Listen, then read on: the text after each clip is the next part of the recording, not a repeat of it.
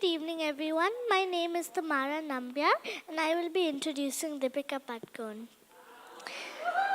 As a celebrity, the choices she made every day were subjected to public controversy and criticism.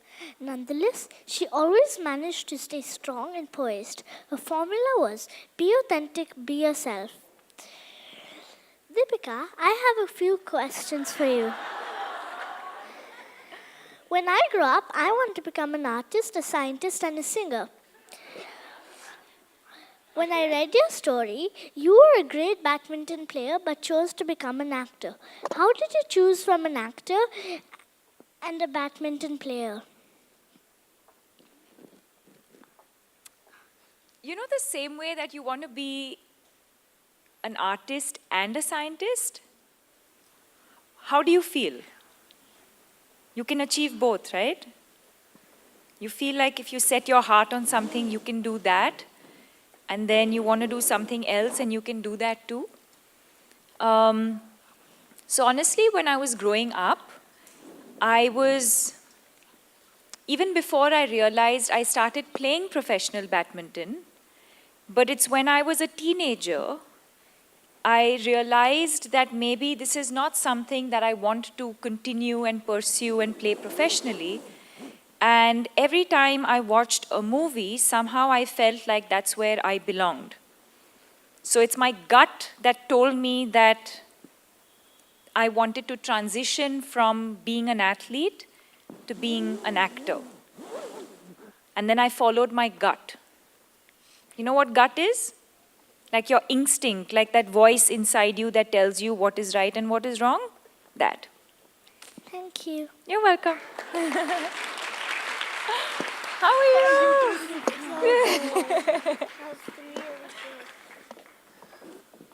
Thanks, folks. Full disclosure, that's my daughter, and that's the longest she's listened to anyone. Can you guys hear me? The guys who said no, it's a good thing. Okay, let me try. Oh, that works. Thank you. Next, can we have Anuradha Paul, the role model, and the question that's going to be posed to her is by Anya.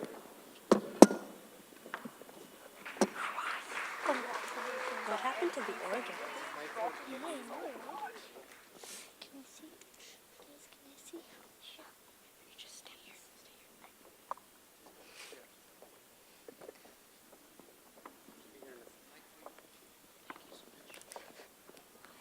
Namaste. Namaskar.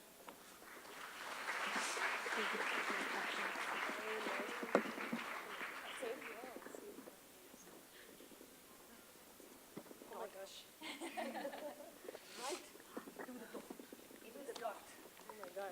Good evening, everyone. I'm Anya Ibrahim, and I've written for this book. Today, I have the honor of introducing Anuradha Pal. Her chosen journey was filled with roadblocks. She encountered discrimination for being a woman, trying to master a masculine instrument, skepticism for being young, and resistance for not hailing from a musical family. But Anuradha was not deterred. She was relentless with her discipline, training, and confidence. And I truly admire that. I have a question for Miss Anuradha Pal, if I may. Even though I'm 12, I have very little time. I have to study, play a sport, and learn music. And I'm always being told to do more with my time. You have done so much. How do you do it? Firstly, I don't think I've done so much. That's very kind of you. Thank you so much for this great honor and privilege meeting you, ma'am.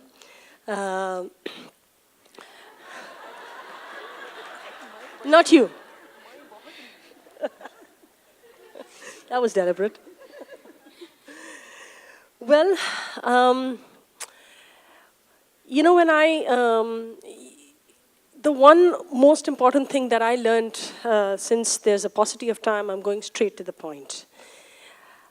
When I went through all the discrimination, the one thing I learned was not to listen to that negativity, to focus on my goal, to focus on what I wanted to do, what my heart was telling me to do. And I knew that ultimately my passion will will do the talking. And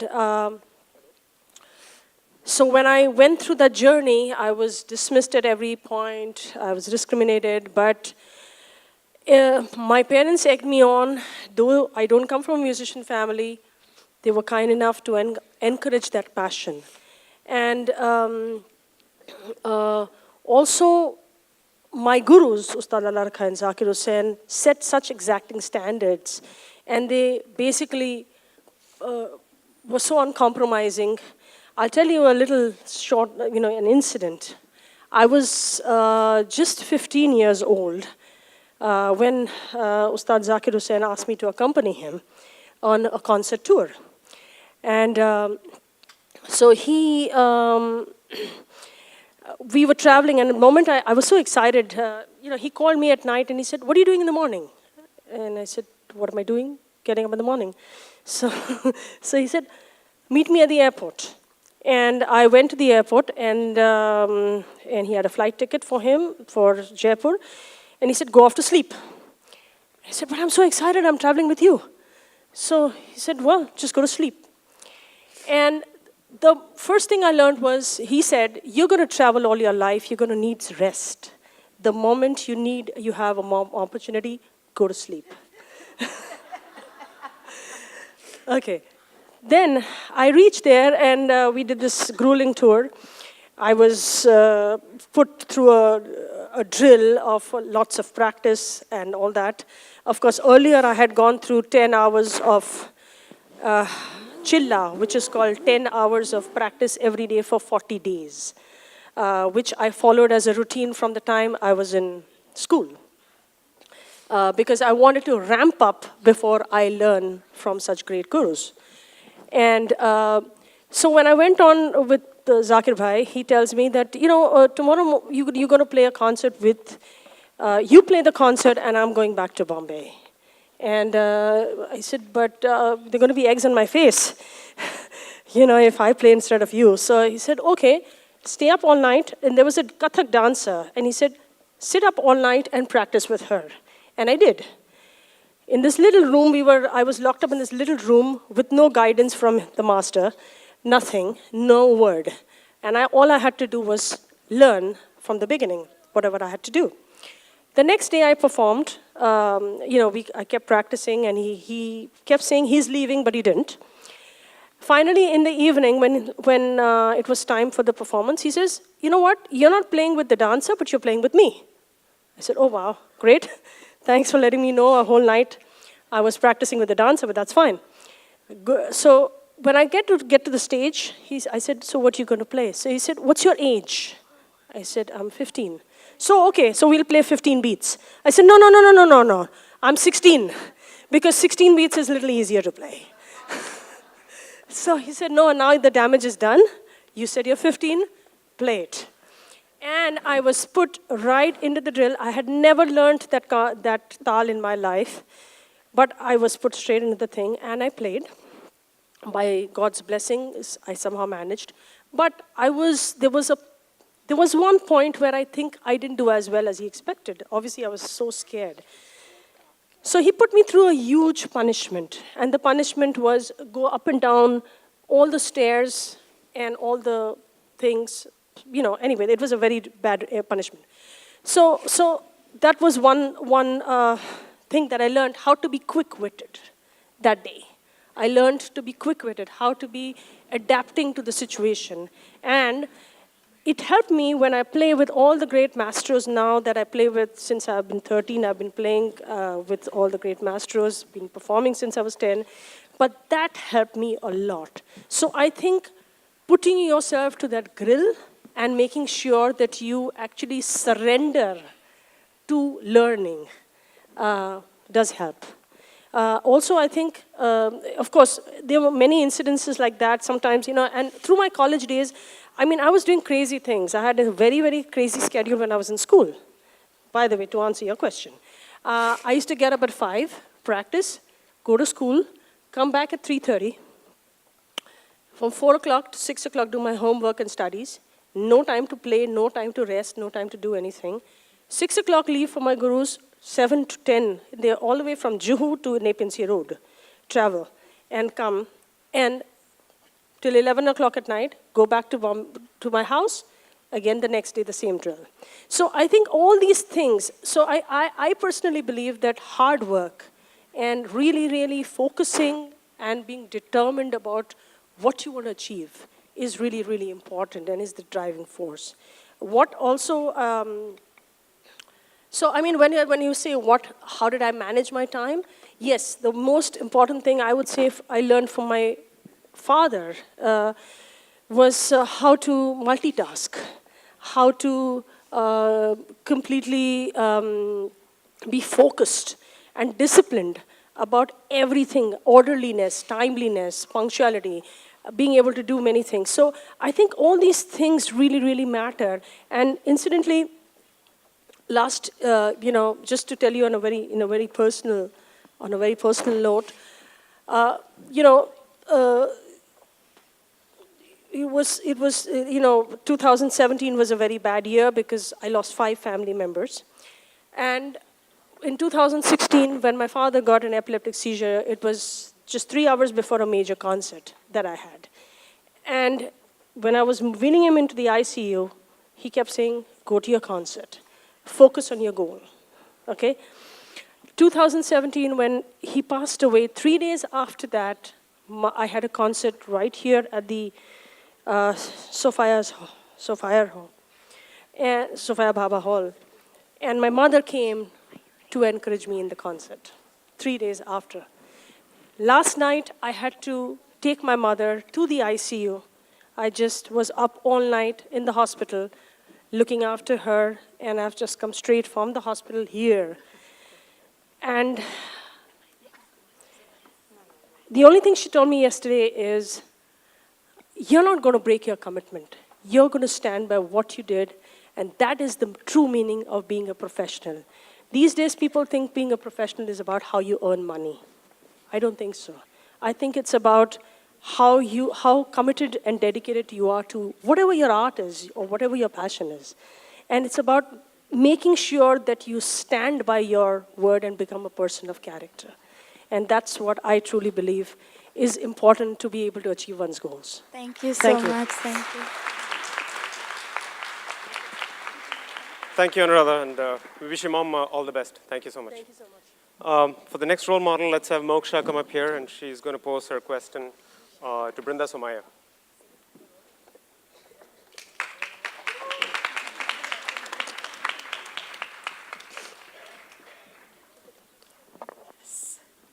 Hi everyone, my name is Moksha Davalor. I'm 12 years old and I have the honor of introducing our guest, Miss Brinda Somaya. So here are a couple excerpts from her story in the book. Brinda Somaya is an architect. She designs buildings. Brinda is also an urban conservationist. She protects the spaces around the new structures that she builds. In 2001, Brinda turned her attention to Badali, a little village in Gujarat that was demolished by an earthquake. Was it possible to rebuild the village exactly the way it was before the disaster? Yes, it was. Brinda did just that. So I had the honor and the opportunity to write Miss Somaya's story, and despite all my research, we came up with a couple questions for her. The first one being, I live in the US and I know you studied there. So what made you decide to move back to India and to set up your architectural firm here? And secondly, what made you decide to work publicly and volunteer to build and restore public spaces? Well, I was just waiting outside, and one of the gentlemen there told me that I'm well dotted. So it's great to be here, and I would like to first congratulate the 3 women, Lakshmi, Reema, and Sharda, for bringing out a book for children, because this is something we all want to do and need to do desperately. As far as I'm concerned, I'm a different generation from some of the young ladies sitting here. I was in America those days. It was the 70s and 80s, and many people who went there at that time never returned. A lot of my classmates, a lot of young people, we all know that. I remember studying there, and one summer I was at Cornell Summer School, where I'm now happen to be a professor. And I spent the whole afternoon with a whole lot of Indian professors and their wives having lunch. And they spent the whole hour or two talking about India. And I saw myself maybe 20 years from then doing the same thing. And that's not what I wanted to do. I certainly did not want to be peripheral to any society in which I lived. So I had actually got admission to another master's degree. I went home. I went back to my university, and I called my mother and said, I'm coming home. And no regrets, because I think to live and work,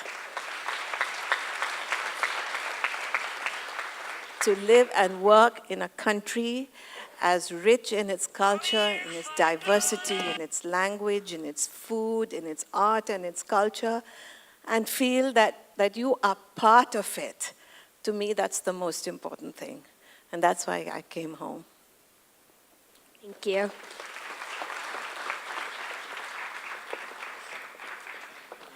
Thank you so much. Thank you. And to round up the panel, can I have Kavya come up here and pose a question to, who are we posing the question to?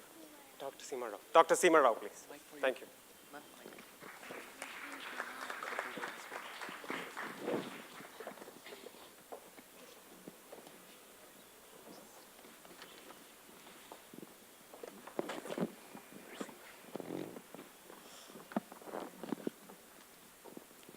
Namaste to everyone.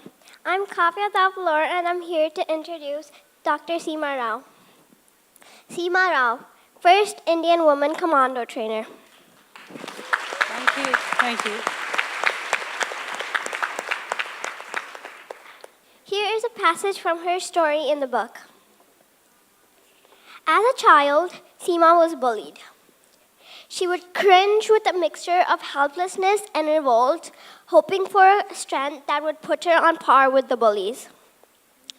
Years later, after she became a medical doctor and married, her husband introduced her to martial arts. She embraced it and began her transformation from weakness to strength. Dr. Seema Rao, I have 2 questions for you. Yes, what are they? Number 1, I'm 8 years old and I've seen many kids being bullied. Okay. I've also experienced it myself.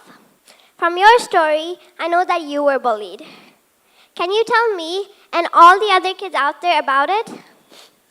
Question number 2. Yeah. Okay. First and foremost, let me say that I'm extremely happy to be here with you wonderful people. And otherwise, my life is all about commando training.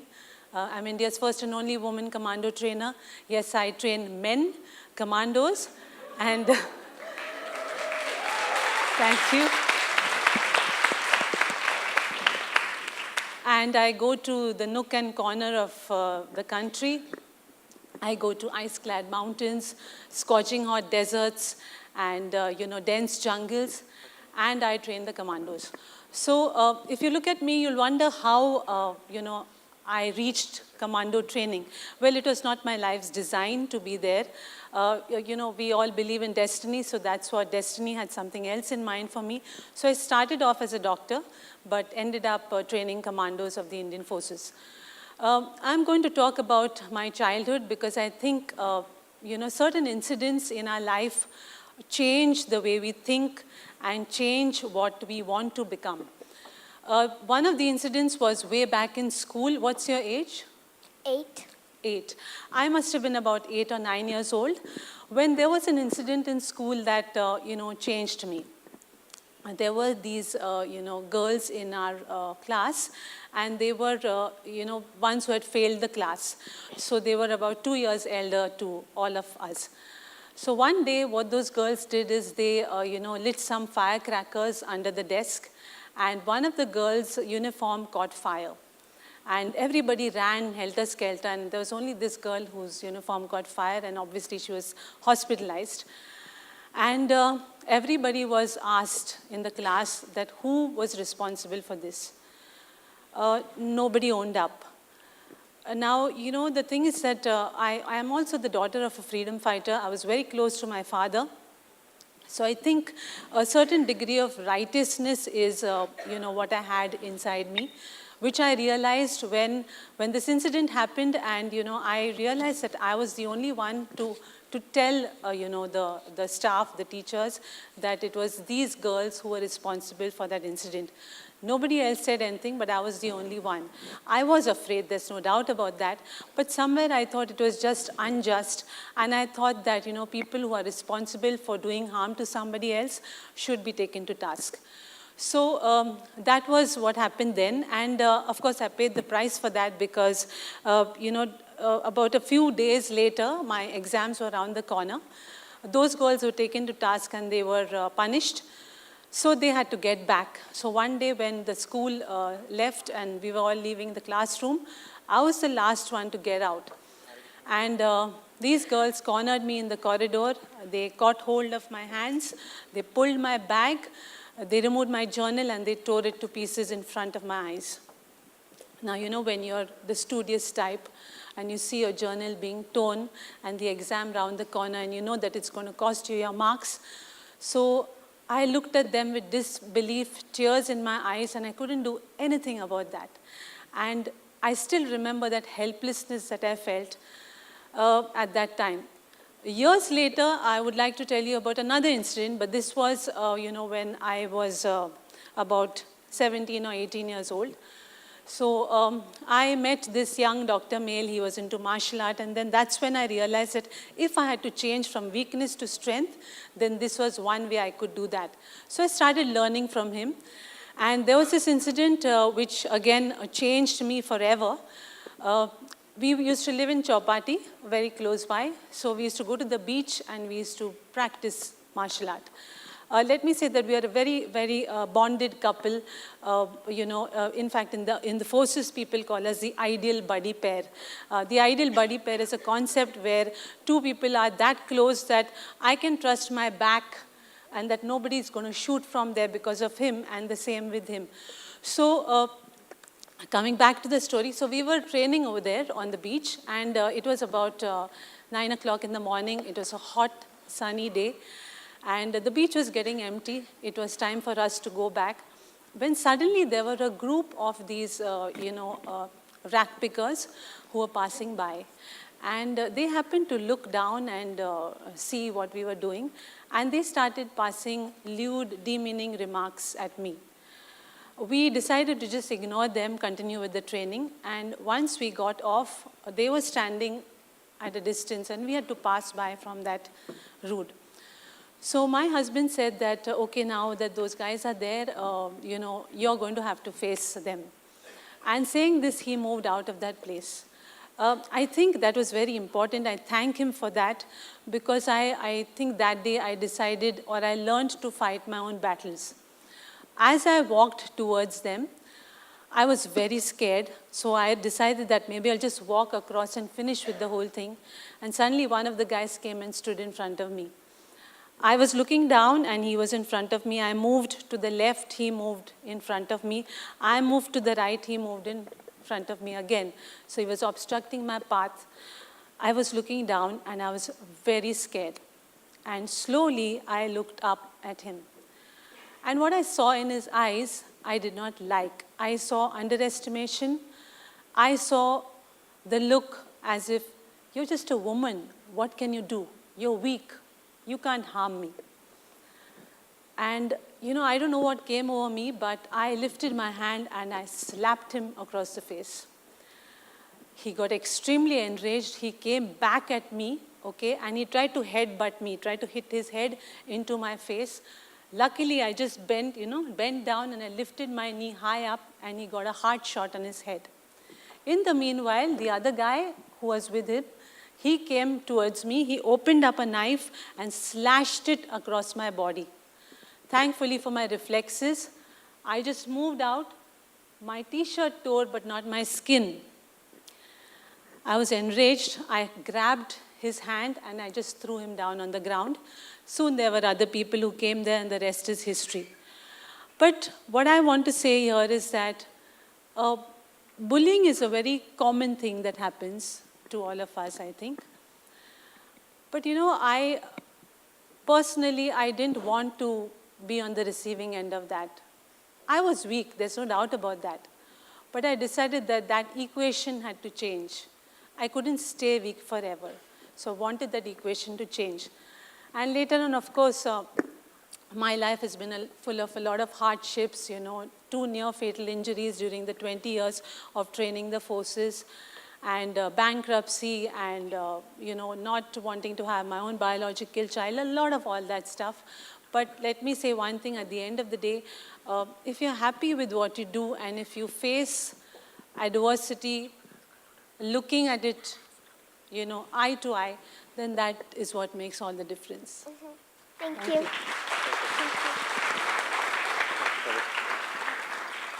Thanks, Dr. Rao. Thanks, Kavya. So that gives you an indication of how inquisitive kids' minds are. And what I'd love to do next is to stitch that up with a personal favorite story of mine. And I hope this dazzles you as much as it dazzled me, and then we can get into a discussion with you guys as to what you think, how fair or unfair the world has been. I do want to start with a disclaimer that my job in this panel is to bring the law of averages of some power-hitting women out here down a bit, because that's what I do. Henrietta Living. The one with the genome that was supposed to cure something. Close. She was an astrophysicist, slightly different stream, but There you go. getting there. Same thing. Yeah. Same thing. We can combine this by the end of the evening. So the story of Henrietta Living is a remarkable one for the simple reason that most folks don't know who she is. And her contribution to the world and the universe is remarkable. So here's what she did. Henrietta Living in the late 1800s was hired by Dr. Pickering at Harvard. And there was a team of 80 women that he put together. And they were known as the human computer. And what these people did was fascinating. They looked at photographic evidence of what's called Cepheid stars. So they just stared up in the sky, looked at stars, kept plotting it on a piece of glass year after year after year for at least 11 years from what I remember.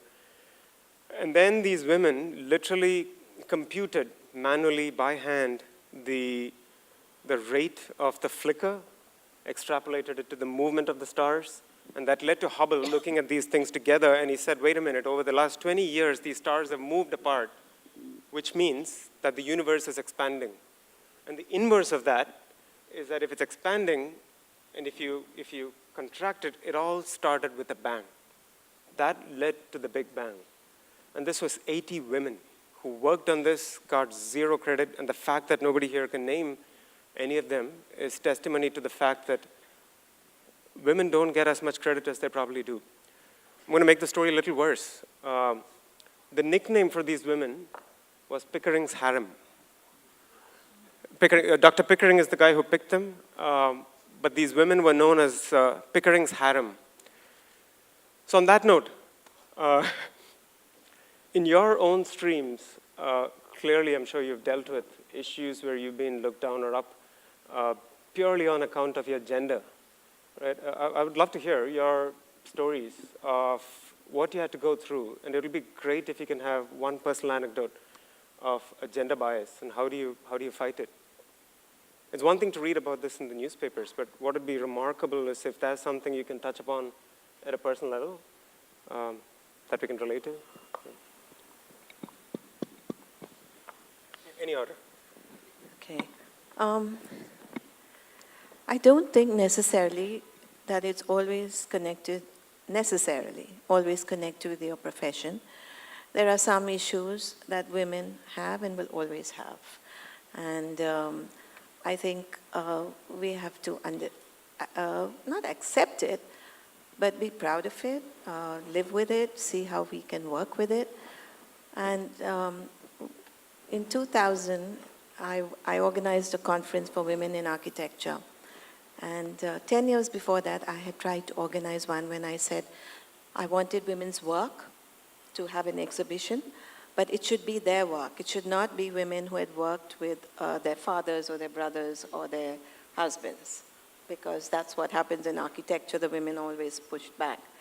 And I didn't get any response. But 10 years later, in 2000, when I sent out the same thing, but I made one difference.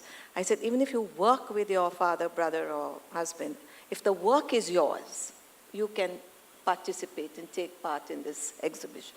And things had changed hugely. So change is always happening. And I always look at it as a celebration and not to make excuses. I've been working now 40 years, and I never thought that I'm in a man's profession all the time or that it's a struggle. I think one accepted certain issues and worked within those constraints because we have advantages too. It's not that we don't have advantages being women, but I know it's not easy. But I do want to say one thing that bothered me. I was on a committee in Delhi in the Paryavaran Bhavan, which is the Ministry of Environment, and I was on that committee.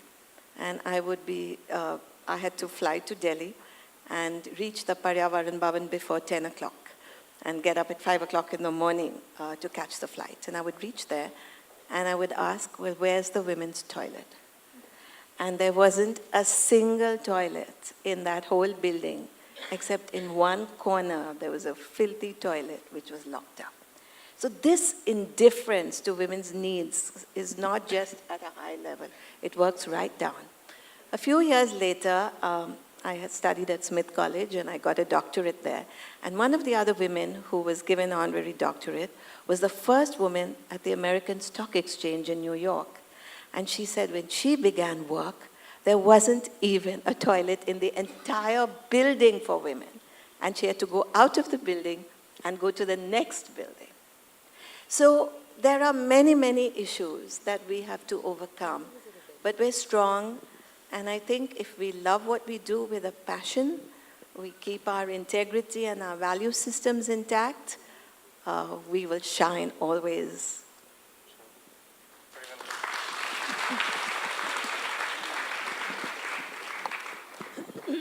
Well, mine is a, physical field. So it's a field where I need to prove my prowess, my, skills, to convince my male commandos, the trainees, that, I can train you.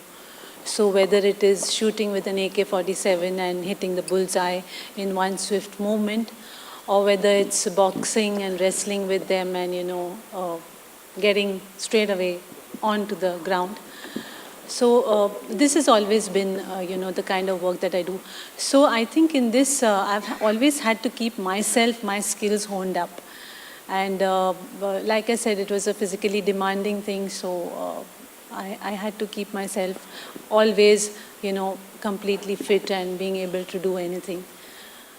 So that's how it worked with me. And, training commandos are extremely elite. They're very good, they're the best. So it's very obvious that when I would go to train them, there would not be any underestimation that I would have. And once I was able to prove myself to them, then, it was quite easy after that. So I also think that men and women, we talk a lot about, empowering women and all that. That's perfectly fine. But I also think that men and women can work together. They don't have to be adversaries, but they can wonderfully work with each other because each of the two sexes has their own positives. Like if the concept of yin and yang, okay, if you think of woman, she's yin in the sense that she is adaptable, she is understanding, she has all the softer qualities. And a man is aggressive and, he has drive. So these are the male qualities, the yang qualities. But every woman should also develop some yang, and every man should also have some yin. And primarily, if both work together, then each one's yin and yang works together. So I think they can succeed more easily.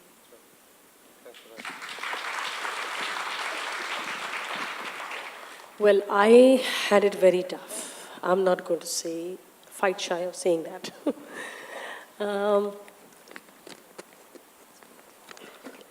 It all started when I was 7 years old and I was learning vocal classical music. I believe your question is about what I faced, right? Am I right? Yeah, absolutely. So I was learning vocal classical music, and tabla was something when I was singing, the sort of the rhythmic aspect came as if naturally to me. So people said, I think you're rhythmically inclined, so why didn't you learn tabla? My brother was learning tabla, and when I told his teacher, requested his teacher to teach me, he said, "Tum to ladki ho, tumse nahi hoga." Straight away. So I said, but give me a chance, thoda sa main koshish to karu. Ye ladkiyon ka kaam nahi hai, tum to abla ho. I remember the word. Abla is a helpless person. So I persisted, I learned, I just asked my brother a few tips, and I started learning on my own. And accidentally, the teacher came home early one day, and he heard me playing, and he said, "Kahan se seekha?" I said, "Aapne mana kar diya, maine bhai se pooch ke thoda bahut kar liya." So then he started teaching me. So that was the beginning. Then when I started performing when I was 10 years old, it first hit everybody that who is this person, a total rank outsider, not from a musician family, a girl in a male-dominated field, how dare she comes. And I remember one of the television shows, some person asked me, "Aapne is field mein aane ki gustakhi kaise ki?" This was the academy, and when he went on the stage, and I followed him with the tabla, carrying the tabla.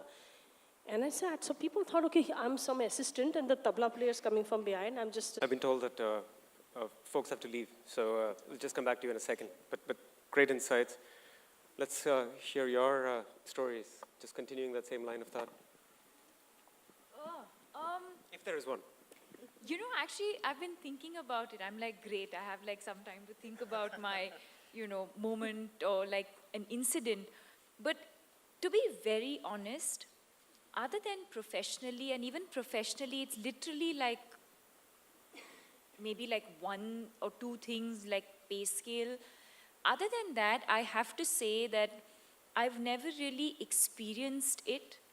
But maybe now when I think about it, maybe it's the way that I was brought up. It never sort of, I didn't look at it through that lens ever. So maybe there have been instances where I have faced that sort of discrimination of male versus female, girl, boy. But maybe I just didn't register it because that's not the way. I've grown up in a family, there's just me and my sister, we're two girls. And we were never made to feel like we cannot accomplish something because we're girls.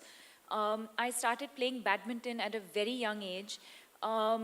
Girls and boys traveled together, we played together, we stayed in dormitories together.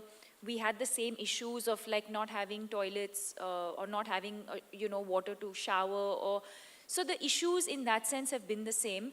Again, maybe if I think of it, maybe the prize money that the guys got was a little more than what the girls get. Today in film, there's no lack of opportunity. Sure, in the kind of films that we've made, maybe say a couple of years ago, and the place of a woman in a film versus how those roles have changed today are very different. And of course the pay, which is again something that, I'd like to speak for myself and say that for myself, I think I've been able to bridge that gap in terms of what my male contemporaries are getting versus what I'm getting paid. There was a recent incident where a director offered us a film and said, creatively I liked it. And then it came to sort of talking about the monies, and I said, okay, so this is what I would charge. And it kind of went back and forth where he came back and said, actually, we won't be able to afford this because we have to accommodate the male, So I said, okay, then tata, goodbye, because I know my track record, I know what I'm worth. I know that his films haven't been doing as well as my films have been doing. So it made absolutely no sense. So I was okay to say no to that film based on that one thing because I just thought it was unfair. And I'm ready today to take those steps or measures or decisions for myself because I'm going to be able to sleep peacefully at night. I don't think I'd be able to live with that sort of thought knowing that I've been a part of a film, had the same sort of creative contribution, or bringing the same sort of value to a film but being underpaid. I was not okay with that. So I think some of those instances, but I think broadly, I've never been made to feel less or not being able to achieve something because of being a woman. If I may just say one thing here, since Deepika said that, we did a survey of women and successful women, and I also have just one sister, we're just two girls in the family. And strangely enough, they found where there were only daughters, the confidence level was different than when there were sons as well in those families, at least maybe a generation before. So that's interesting. That's a great insight. Before we go to Aditi, there's a beautiful research. There's a beautiful research by Gina Davis about the I forget what the technical term is. The extras in the movie. Over a span of about 800 Hollywood films, turns out that 90% of the background extras are male. So to your point of subconscious conditioning as to what one sees on screen and what goes on literally in the background. I thought it was a remarkable statistic which just goes unnoticed. What about you, Aditi? मैं बताती हूँ discrimination के बारे में. Friends, it is so annoying. No, I tell you, I think it ties in with the, yes. It ties in with what we are sitting here today for, is that stand-up comedy to a very large extent is storytelling, is telling the truth about your life and telling sometimes an exaggerated truth about your life. And I realized that, when it came to lineups and stuff, people would be like, oh my God, you're really funny for a woman. I was like, yeah. But it makes you realize that women have to work triply hard for someone to be interested in their story. Like, I know that one a fellow comic once came and told me, तेरे को पता है ना, तेरे set में सब सुट्टा मारने जाते हैं. And I was like, really?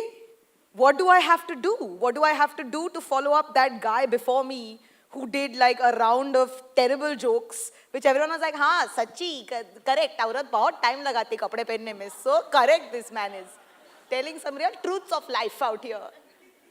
And then you go on stage and you're definitely saying things that people have never heard before. And actually that was one of the reasons I got into stand-up, was because I was like, I can't identify a narrative of where the woman is funny and not hideous. Like, otherwise they would be like, arey, wo ai, pon, pon, pon, pon, pon, pon, pon, pon, pon. And I was like, kyun? Why can't we be owners of our own stories, and why can't we take the center stage not as an object of attraction? I know that like corporate gigs, I still get like, arey, female comedian, shakal kaisi hai? I was like, koi nahi pooch raha jokes kaise? Koi nahi pooch raha. And then honestly, I mean, I would like to say, Deepika, that I would have totally been like a Deepika Padukone myself.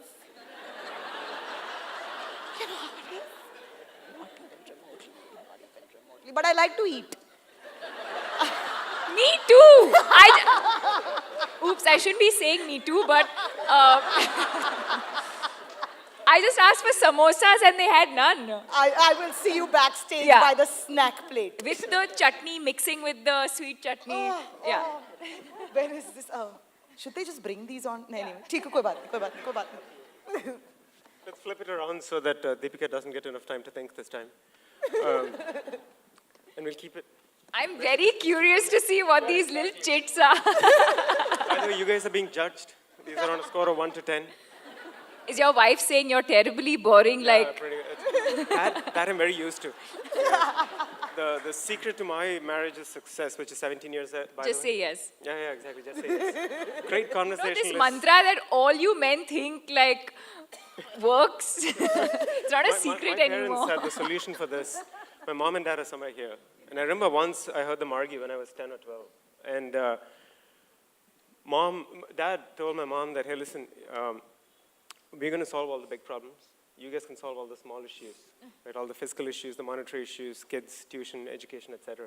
So my mom asked him, what the hell are you going to solve? And he said, well, us guys will get together and solve the Arab-Israeli conflict, the cure to cancer, which is what men do. Get together, have a couple of beers, talk philosophy. It's the Parisian attitude. You guys do the heavy lifting and get paid less, clearly. Yeah. Well, let's flip it around. So, one of my favorite comedians, Chris Rock, made this comment that we live in a time and age. I thought he was going to say you. Yeah, I know. I was going to be like, well, "Kaun after aurat? This me. This After me." this, you might bump it up a notch and get up to being Oh my favorite, God! So yeah. work here also. Yeah, absolutely. It's and like, no, and no impress pay. me. So Chris Rock said, we live in a time and age where everything is so politically sensitive that the gig for a stand-up comedian is borderline pushing the envelope between the last bastion of free speech, right, and maintaining that professional ethic. And I can clearly see how lines can get blurred and things get taken out of context, etc. What's your stance on this, being in the profession? I think actually political correctness is not the biggest danger to comedy. I think that, in fact, we have lived in a world where easy laughs have been derived from too much cruelty. And the fact that we are pushing back, the fact that the world is pushing back and saying this is not okay, that you can't, like if you're hurting somebody, you're perpetuating a very harmful stereotype, be better.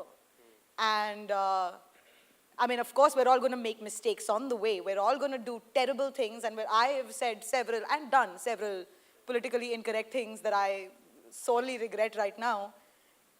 But having said that, the push towards political correctness as the bastion of free speech, I really don't think it's a problem. And the truth is that because a lot of the narrative has been largely male, a lot of the narrative has been कि औरत को time लगता है कपड़े पहनने में, उसको driving नहीं आता है, oh no, wow. I'm like, in Saudi Arabia, women are not allowed to drive. So give us some time. Nobody's like, अरे मर्दों को साड़ी नहीं पहननी आती. Give them some time to learn. So it's sort of, I think that, in fact, if anything, not maybe curtailing voices, but giving mics or giving stories to people whose stories have not been heard before is going to actually lead us to a more inclusive and empathetic world. And women will actually feel, because I mean, I don't know, maybe women are more, somebody told me this recently, ki Aditi, yaar, sometimes you're a lot more cruel in real life than you are on stage. And I was like, you know what, it's true, because I feel terrified to sometimes say some really, really cruel, funny things, which I know my male friends will gas off with confidence and someone's throw money at them or whatever. But so I think that when you hear more empathetic stories, when you hear more kind and more inclusive stories, you just have a more empathetic, inclusive, and kind world. Thanks for that. Deepika's got to run after this. We'll continue the panel, but let me pose a question to you. And a fellow venture capitalist recently wrote about, I don't know if you guys have read this article, about the return of investment on any movie that has been made in 2018 over a budget of 50 crores. Have you read about this? It's fascinating. So every movie, this is the last question for Deepika. I'm getting all these cues. In 2018, all the movies... Guys, are we under attack or something? Yeah, I know. Now you know what I feel like. Samosa taiyar hai. So all movies made over a budget of 50 crores. Over. In 2018. There are many data points that were remarkable, including the extremely poor ROI on all movies made by the Khans, but leave that aside. I had to slip it in there. The top 5 movies, purely in terms of return on investments, of the top 5, 4 have been women-centric themes. That's saying something. And do you think this trend will continue, being in the industry? And I think it's pretty awesome that someone ran this analysis. So, just to give you numbers, so the return on investments on real estate in India was about 7%. The Khans returned 9%. Women-centric movies, the top 4 or the 10, or the 5, sorry, returned well north of 25%. Yeah, which is remarkable. Be happy to share this link with you guys, but what do you think of this? I think it's amazing, and I think, look, I think it's nice for us to say women-centric or female-centric at a moment like this when we're talking about female role models. Having said that, when it comes to creativity, we need to look beyond female or male. It's about the film. If the film didn't work, it's okay. It's a different thing that the films that the Khans didn't work. But say there was a film like Andhadhun that was led by Ayushmann. So I think that it really boils down to the script itself.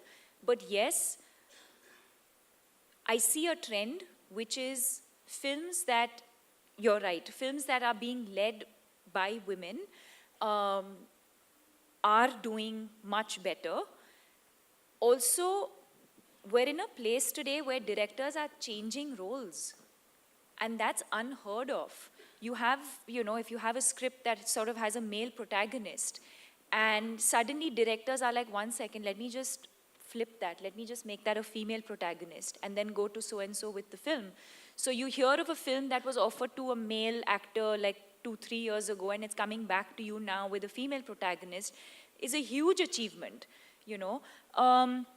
but as a creative person, I would not like to make this distinction of like, male-led and female-led and all of that. I would just say that I think great content is what is really working right now. And I think a lot of that has to go to the audience. They're ready for that. I don't think it matters today anymore who is in the movie.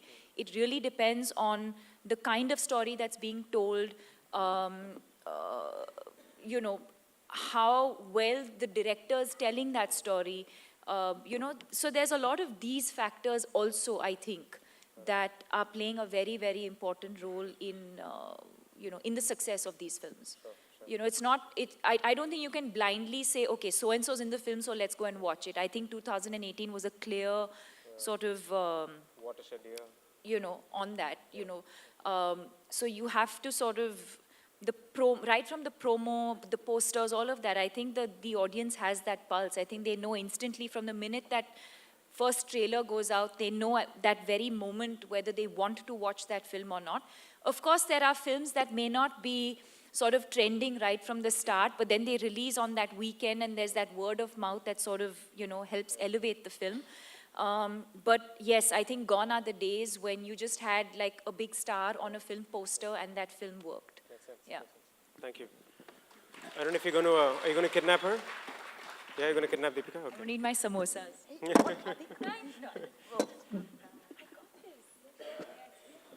So we're going to unveil the book at this point before Deepika leaves, and then get back to the panel. So let's have you guys steal the show. I'm going to step away for a second.